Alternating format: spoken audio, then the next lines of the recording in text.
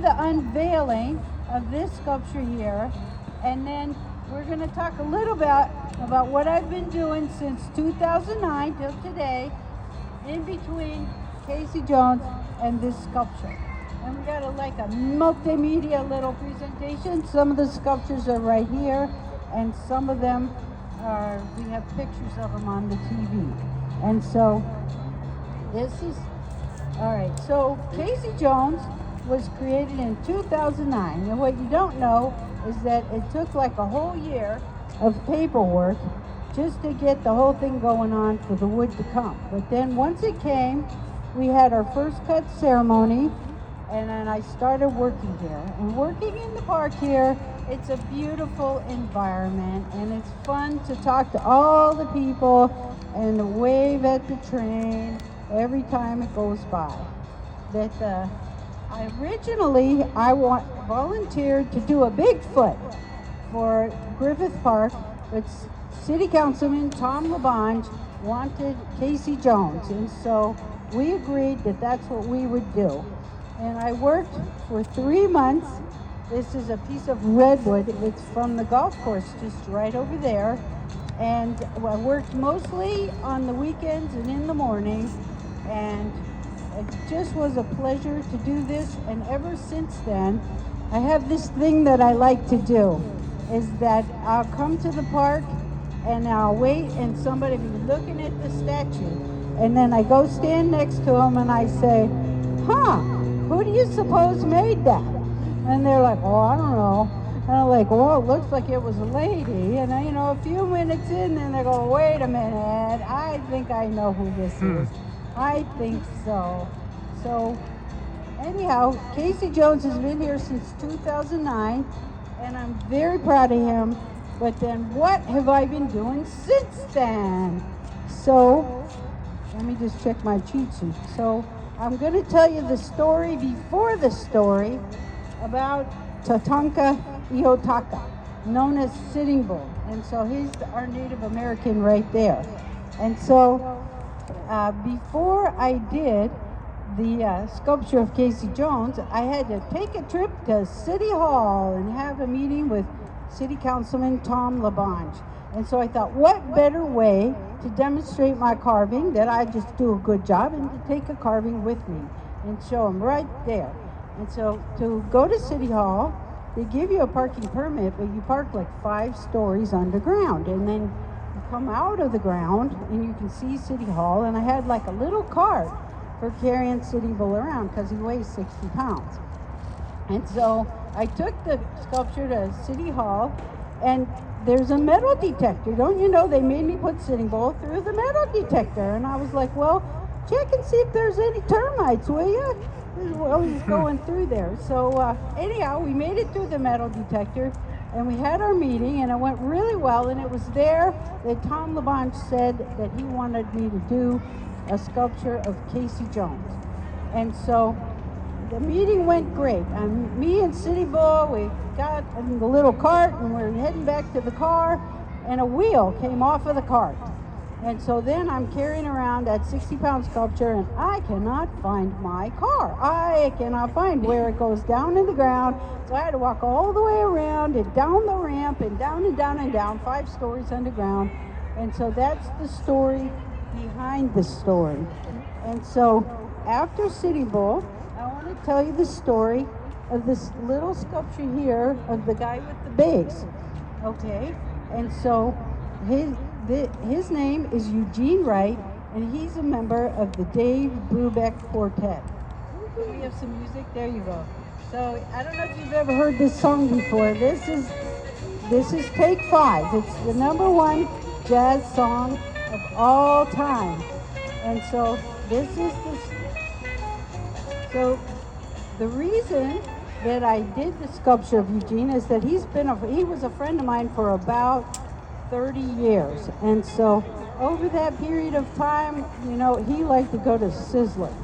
And so I would take him to Sizzler, and then he had some other things that he liked. And to do the sculpture, I had him stand in his driveway with this bass. And I walked around him in a big circle and took pictures from every angle.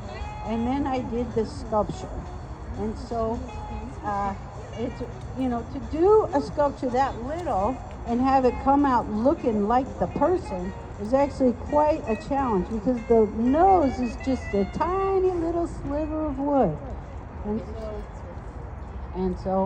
And then in his later years, he was in his 90s, and I was trying to do something to cheer him up.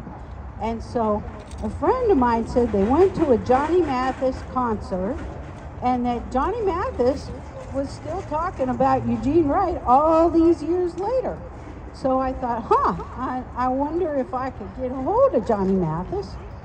Well, and I was able to do that. I sent an email to his booking agent, and within an hour, Johnny Mathis was calling Eugene at the nursing home.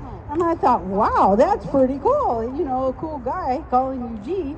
But then later on, I found out Johnny Mathis called Eugene a bunch of times. And I just thought that was the nicest guy I ever heard of, is that Johnny Mathis really did, keep up with Eugene. So that was just a really heartwarming story for Eugene and Johnny Mathis. And so, another thing that I did in between 2009 and now is that I did a sculpture of Oprah Winfrey that I had come into a great big piece of walnut wood, and I wanted to carve a legend out of walnut. And so at the time, Oprah had put something like 64,000 people, through school. And I thought, well, you can't unring that bell, even if, no matter what happens, there's a lot of good in the world because of Oprah.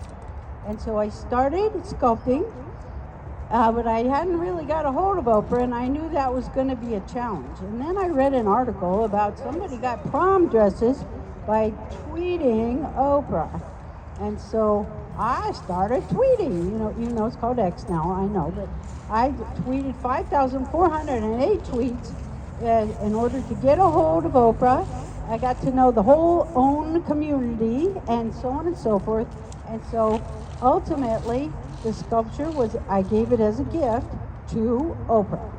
And so she went on the Ellen Show and did a shout out.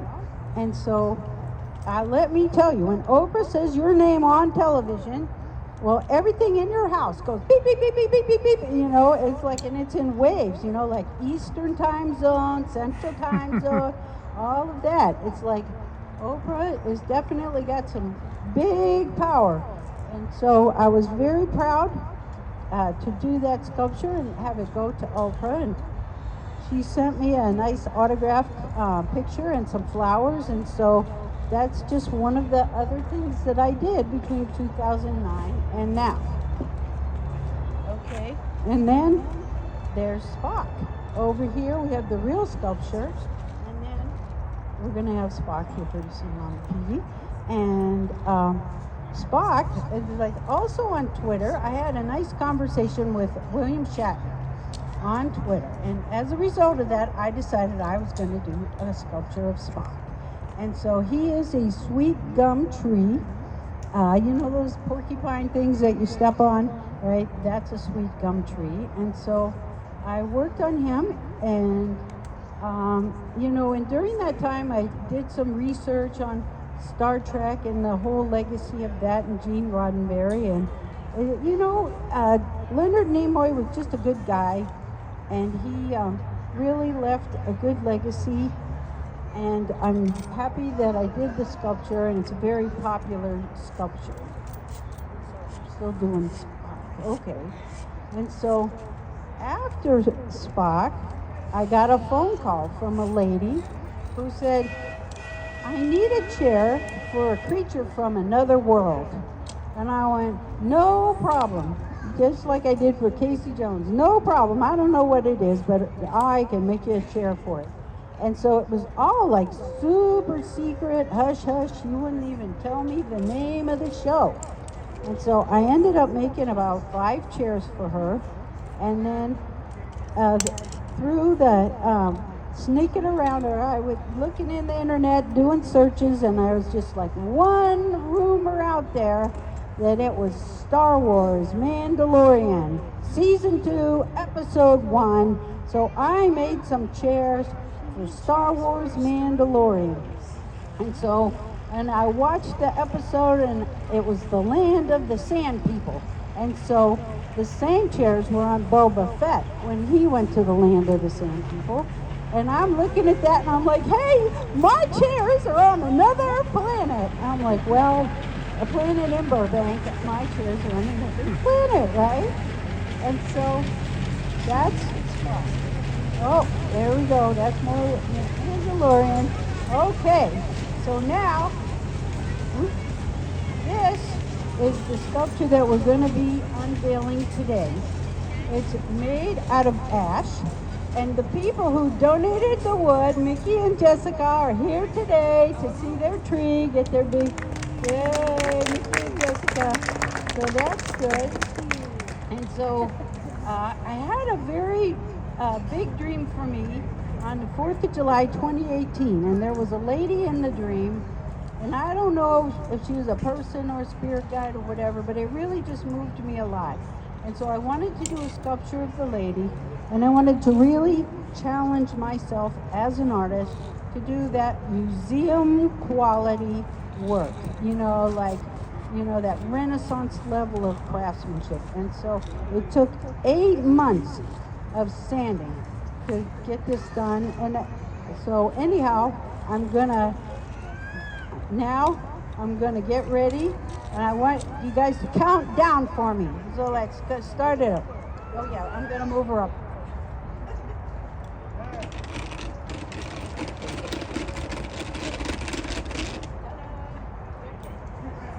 So let's count.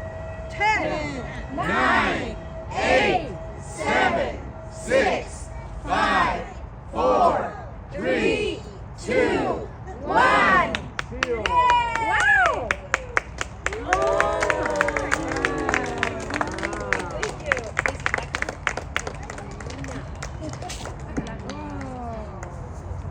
Thank you very much. So it was really a labor of love that I had to work really hard on it, and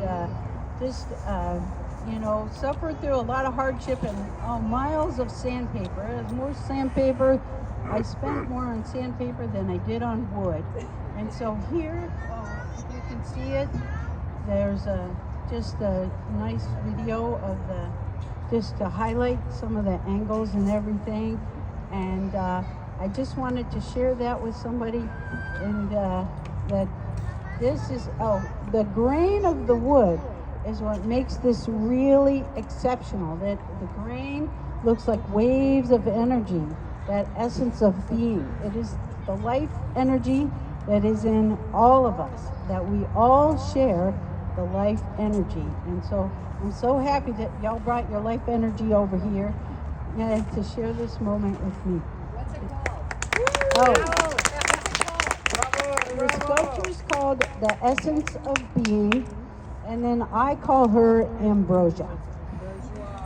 Beautiful. Bravo!